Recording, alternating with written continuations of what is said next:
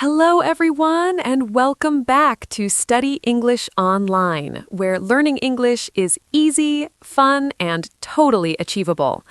I'm Jessica, and I am so thrilled to be here with you today. And I'm David. Hello, Jessica. Hi to all our amazing listeners out there. Wow, I have to say the energy today is incredible. I'm really pumped for this episode. I can see that, David. You're practically glowing. What's going on? Did you discover some secret energy potion this morning? Well, not exactly a potion, but I did have a fantastic cappuccino, a delicious breakfast with fresh fruit and eggs, and when I looked outside, the sun was just shining so beautifully. Everything just felt right, you know? How about you, Jessica? How's your day starting? Oh, I'm wonderful. Thank you so much for asking. I woke up early, did some yoga, and I've been thinking all morning about our topic today. I'm really excited because this is something our students ask about constantly. Ooh, now you've got me curious. Is it about those tricky grammar rules or maybe pronunciation? I know people struggle with that. Actually, it's something even more fundamental than that. Today, we're diving deep into how to think in English. Not just speak it, not just write it, but actually think in it. Thinking in English. Now that's the holy grail, isn't it? You know, so many students come to me and say, David, I understand English when I hear it, but in my head, I'm always translating everything. It takes forever, and by the time I figure out what to say, the conversation has moved on. Exactly. That's the problem. Translating from your native language to English is like taking the scenic route when there's a highway available. We want to show everyone the fast lane today. I love that analogy, the fast lane to fluency. But Jessica, before we share all our insider tips and secrets, we should take a moment to connect with our wonderful community listening right now. Absolutely. Hello to everyone who's tuning in from around the world. Whether you're listening while cooking breakfast, commuting to work, or studying late at night, we're so grateful you're here with us. Yes, you're not just listeners, you're part of our English learning family. And families support each other, right? So here's how you can support us and help this family grow. First, if you're enjoying this conversation, please hit that like button right now. Just a quick tap or click. Yes, please do. And if you haven't subscribed to Study English Online yet, now is the perfect time. When you subscribe, you're not just helping us, you're ensuring you never miss an episode. We have so much amazing content planned. And here's one more thing that makes a huge difference: sharing. If you have a friend, a colleague, a family member who's struggling with English or wants to improve, send them this episode. It could be exactly what they need to hear today. Thank you all so much. Your support means the world to us. Okay, David, let's jump into this exciting topic, thinking in English. Tell me honestly, when you first started learning English, what was happening in your brain? Oh boy, where do I even start? It was absolute chaos, Jessica. I remember every single conversation felt like a math problem. Someone would ask me, "How was your weekend?" And my brain would go into overdrive. First, I'd translate their question into my native language, then I'd think about my answer in my language, then I'd try to remember the English words for everything I wanted to say, then I'd worry about grammar, then finally, maybe I'd open my mouth to speak. That sounds exhausting. Your brain must have been working overtime. It was like running a marathon every time I had a simple conversation. And you know what the worst part was? By the time I was ready to answer, the other person had already changed the subject or thought I wasn't interested. It was so frustrating and embarrassing. I completely understand. That translation trap is one of the biggest obstacles language learners face. And that's why our first major tip today is crucial. Stop running the dictionary in your head. Stop the dictionary. Okay, but Jessica, I'm confused. How am I supposed to know what words mean if I don't translate them? I need to understand, right? Of course you need to understand, but here's the key difference. You need direct understanding, not translated understanding. Let me explain with a technique that changes everything. Visual thinking. Use pictures and images instead of translations. Pictures. So like imagining things? Exactly. Let me give you a concrete example. When you hear the word dog, what should happen in your mind? You should not think of the word for dog in your native language. Instead, immediately picture a dog, see the animal, see its fur, its wagging tail, its friendly face. Connect the sound dog directly to that image. Oh, I see what you mean. So I'm creating a direct connection between the English word and the actual concept without any middleman language. Perfect, you've got it. The middleman is what slows you down. If I say beach, don't translate it. Just see the sand, feel the sun, hear the waves. That image is the meaning. That's brilliant. So when I'm actually at the beach, I should look around and think, I'm at the beach. The water is blue. The sand is warm. All in English, directly connected to what I'm experiencing. Exactly. You're building what I call your English brain, a part of your mind that operates purely in English without needing translation. It takes practice, but it's incredibly powerful. I love this concept of an English brain. It makes it feel less overwhelming somehow. Okay, so pictures work great for objects. Dog, beach, coffee, car. But what about actions? What about more abstract things? Excellent question. For actions and daily activities, here's what you do. Become the narrator of your own life. Like you're the main character in a movie and there's a voice describing everything you do. Narrate my own life? That sounds a bit strange, but also kind of fun. It is fun, and it works amazingly well. Let me walk you through an example. Imagine you wake up in the morning. Instead of thinking in your native language, you narrate in English. I'm waking up. I'm stretching my arms. I'm feeling a bit tired. Now I'm getting out of bed. I'm walking to the bathroom. Oh, I actually do this sometimes, but I always do it in my native language because it feels natural. So you're saying I should just switch the language I use for this internal narration? Precisely. And here's the beautiful part. You should use simple, easy sentences. Don't worry about being fancy or grammatically perfect. Just describe what's happening. I'm making coffee. The water is boiling. It smells good. I'm hungry. Where did I put the bread? This is genius because I'm practicing English all day long without even needing a conversation partner. I'm just talking to myself. Exactly. And here's why it's so effective. There's zero pressure. No one is listening. No one is judging. You can make mistakes, and it doesn't matter at all. You're in a safe practice environment 24/7. No pressure is my absolute favorite phrase when it comes to learning. When there's no pressure, I actually enjoy the process instead of being terrified of making mistakes. Same here. Making mistakes is how we learn. Okay, here's another powerful tip that might surprise people. Change your digital world to English. My digital world? Do you mean like everything on my computer and phone? Yes. Start with your phone settings. Change the language from your native language to English. Okay, that sounds terrifying, Jessica. What if I accidentally delete something important? What if I get completely lost and can't figure out how to change it back? I promise you won't get lost, and here's why. You already know your phone inside and out. You know exactly where the settings button is. You know where messages are, where the camera is, where your apps are, right? That's true. I could probably navigate my phone with my eyes closed at this point. Exactly. So when you change the language, you'll still know where everything is by position and by the icons. But now, instead of seeing settings in your language, you see settings in English. Your brain starts connecting that English word with that action automatically. Oh, that's so clever. Because I'm not sitting there with a textbook trying to memorize the word settings. I'm learning it naturally because I need to use it in real life. Precisely. The context teaches you the meaning. And this works for everything. Your social media apps, your email, your calendar.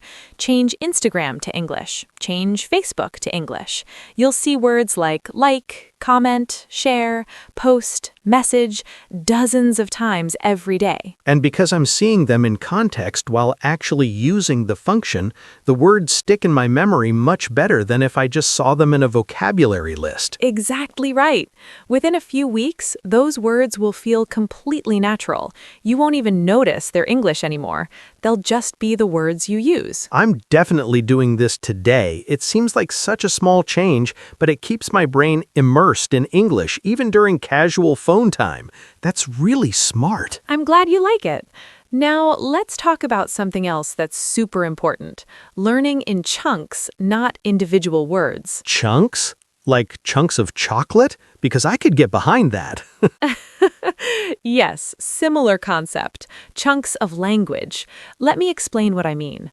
Instead of learning individual words in isolation, learn phrases and expressions as complete units. Can you give me a specific example? I'm not sure I understand the difference. Sure, let's take the word hungry. Most learners study it as a single word. Hungry, hungry, hungry. They memorize the translation, but that's not how we actually use it in conversation. We say, I'm hungry. That's the chunk. Okay, so instead of learning just the word hungry, I should learn the complete phrase I'm hungry as one unit. Exactly, because when you're actually in a real conversation and you want to express that feeling, you don't have time to think, okay, I need the pronoun I, then the verb to be in present tense, which is am, then the adjective hungry. That's way too slow. Right. If I learn I'm hungry as one chunk, it's like having a pre-made sentence ready to go. I just grab it and use it instantly. Perfect analogy. It's like the difference between buying ingredients and making a meal from scratch every time versus having healthy, ready-to-eat meals prepared. One is much faster. I love food analogies. They make everything clearer. So what are some other useful chunks people should learn? Oh, there are so many. How's it going is one chunk. Have a good day is another. I'd like to is a great one. Could you help me with is super useful. I'm looking forward to. When you learn these as complete units, speaking becomes much more fluent. This is really changing how I think about studying English. I used to spend hours memorizing individual words from lists, but I could never use them in real conversation because I didn't know how they fit together. That's exactly the problem. Words need context. They need their friends, the other words they usually hang out with. When you learn them together, everything flows naturally. Okay, I have a question that I think a lot of people wonder about. What happens when I'm trying to think in English and suddenly I don't know a word? My brain panics and wants to translate because I feel stuck. This is such an important moment. When you encounter a word you don't know, here's what you should not do. Immediately run to a translation dictionary. Here's what you should do. Describe the concept using the English words you already know. Wait, describe it, but I don't know the word. How can I describe something I can't name? You use other words to point to it. Let me give you an example. Let's say you don't know the word screwdriver, but you need one and you're talking to someone in English. You can say, the tool you use to turn screws, or the metal thing with a handle that tightens screws. Oh, so I stay in English and work around the missing word. I use the vocabulary I have to bridge the gap. Exactly. And you know what? Native speakers do this too when they can't remember a word. We say things like, that thing you use to, and we describe it. It's a totally normal communication strategy. So if I can't remember the word refrigerator, I could say, the big cold machine in the kitchen where we keep food fresh. Perfect. I love the big cold machine. Yes, exactly like that. The important thing is that your English brain stays on. If you switch to translation, you're turning off your English brain and turning on your native language brain. I see. So every time I stay in English, even when it's difficult, I'm strengthening that English brain. It's like exercise. That's a perfect analogy. It is like exercise. And just like exercise, it feels hard at first, but it gets easier with practice. Speaking of feeling hard, Jessica, I have to be honest. Sometimes when I try to think in English, my brain feels really slow and heavy, like I'm thinking through mud. Is that normal? Does that mean I'm just not good at English? Oh, David, that is completely, totally, 100% normal, and it absolutely does not mean you're bad at English. Let me explain why it feels that way. Imagine going to the gym for the first time in years. What happens the next day? Everything hurts. Your muscles are so sore you can barely move. Exactly. Does that mean you're bad at exercise? No. It means your muscles worked hard and they're getting stronger. Your brain is the same way. When you think in English, you're using mental muscles that might not be very strong yet. The heavy feeling is actually progress happening. That makes me feel so much better. I thought that heavy feeling meant I was doing something wrong or that I didn't have talent for languages. Not at all. Everyone experiences this. The key is to keep going. Every single time you think a simple thought in English, the sky is blue, I need water, this coffee is hot, your English muscle gets a little bit stronger. So it's just a matter of consistent practice over time, like building any other skill. Exactly. Which brings me to another really important tip. Listen to English as much as humanly possible, even when you're not actively studying. You mean like background listening, just having English on while I do other things? Yes, listen to podcasts like ours, obviously, but also music, audiobooks, YouTube videos, TV shows, movies. Even if you don't understand every single word, your brain is absorbing the rhythm, the melody, the patterns of English. Oh, the rhythm. I never thought about language having a rhythm before, but it totally does. English has a certain flow to it. Absolutely. Every language has its own music, its own rhythm. When you listen a lot, your brain starts to internalize that rhythm. Then, when you go to speak or think in English, it flows more naturally because you've heard that pattern thousands of times. It's like when you get a song stuck in your head and you can't stop singing it. You want English to be that song. Yes! I want English to be the song stuck in everyone's head. What a great way to put it. Okay, so we've talked about thinking, speaking, and listening. What about reading? I find reading really challenging because I always want to translate every sentence, especially when they're long and complicated. Reading is where a lot of people get stuck in the translation trap. Here's the secret. Read for the general idea, not for perfect understanding of every single word. But isn't that, I don't know, cheating? Shouldn't I understand everything perfectly? Not at all. Even native speakers don't know every single word they encounter when reading. The difference is we use context to figure out the general meaning, and we keep reading. We don't stop and look up every unfamiliar word. So how do I practice this? Because my instinct is to stop every time I see a word I don't know. Start with simple materials. Read books written for English learners, or children's books, or simple news articles.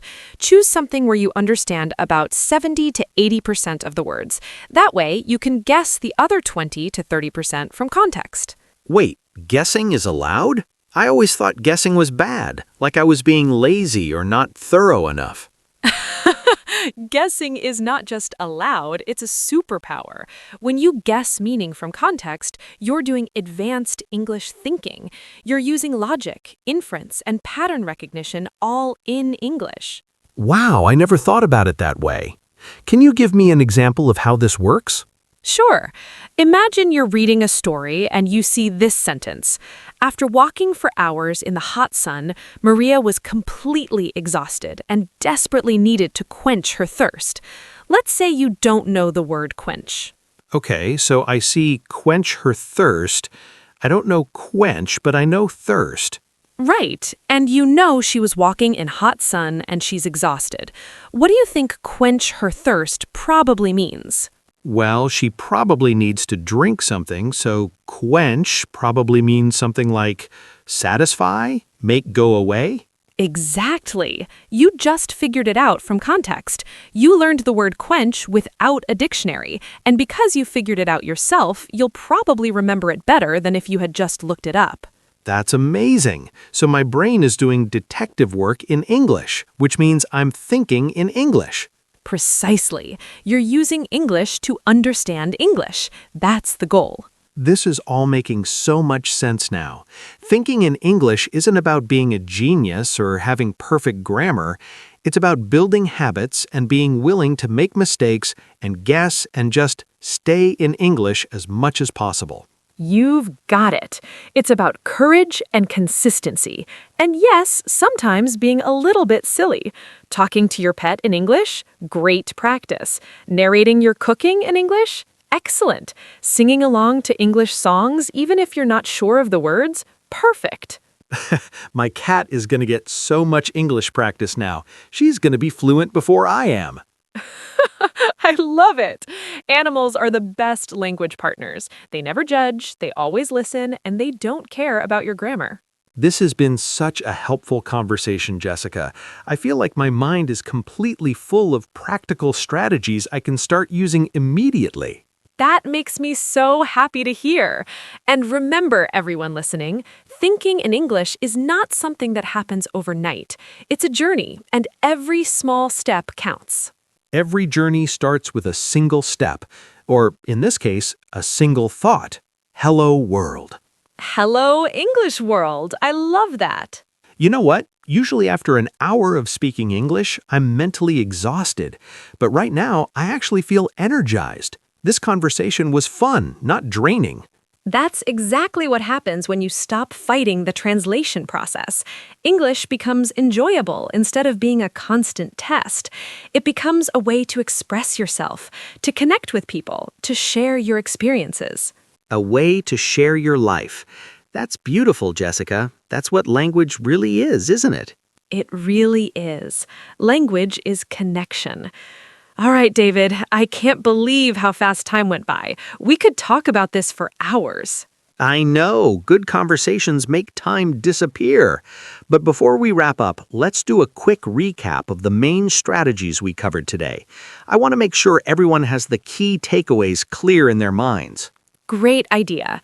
Okay, so first, we talked about visual thinking. Stop translating words into your native language. Instead, connect English words directly to images in your mind. When you hear tree, see a tree. Don't think of the word in your language. Right. And second, become the narrator of your own life. Throughout your day, describe what you're doing in simple English sentences. I'm making breakfast. I'm putting on my shoes. I'm leaving the house. This keeps your English brain active all day long. Third, change your digital environment to English, your phone, your social media, your computer settings. This gives you passive exposure to English vocabulary in context hundreds of times per day. Number 4, learn in chunks, not individual words. Master complete phrases like, I'm hungry. How's it going? I'd like to, so you can grab them quickly in conversation without having to construct each sentence from scratch. Fifth, when you don't know a word, describe it using the English words you do know. Stay in English. Don't run to the translator. This strengthens your ability to think and problem solve in English. And finally, immerse yourself in English listening and reading as much as possible. Listen to podcasts, music, audiobooks, read simple materials, and practice guessing meaning from context instead of translating every word. Those 6 strategies will absolutely transform your relationship with English if you practice them consistently. I'm already excited to start using these today, and I hope everyone listening feels the same way. Me too. We truly believe in every single person listening right now. You can do this. You have everything you need to start thinking in English today. Absolutely. It's not about perfection. It's about practice and patience with yourself. So, we really hope you enjoyed our conversation today. We certainly had a wonderful time chatting with you. We did. And now we want to hear from you. Jessica, should we give them our question? Yes! Okay, everyone, here's your homework, but the fun kind of homework. We want you to leave a comment below and tell us what is one specific thing you're going to do today to start thinking in English. Are you going to change your phone settings? Are you going to narrate your cooking in English? Maybe you're going to describe your dog without using his name. Maybe you're going to listen to an English podcast during your commute. Whatever it is, write it in the comments. We read every single comment and we reply to as many as we can. We love connecting with you and hearing about your English journey. Yes, your comments are honestly the best part of our day. They inspire us and give us ideas for future episodes. And while you're down there in the comments section, please hit that like button if you found this episode helpful. It really helps other learners find us. And if you haven't subscribed yet, this is your friendly reminder. Click that subscribe button so you never miss an episode. We have so many exciting topics coming up. And please share this episode with anyone you know who's learning English. Send it to your study buddy, your classmate, your colleague, your friend. Let's help everyone discover the joy of thinking in English. Together, we're building an incredible community of English learners from around the world. You're part of something special. Thank you all so much for spending this time with us today. You're not just listeners, you're our partners in this journey. Yes, thank you from the bottom of our hearts. You are all amazing, dedicated learners, and we're so proud of you. We'll see you in the next episode. Until then, keep practicing, keep thinking in English, and keep being awesome. Bye, everyone. Goodbye, friends. Happy thinking in English. See you soon.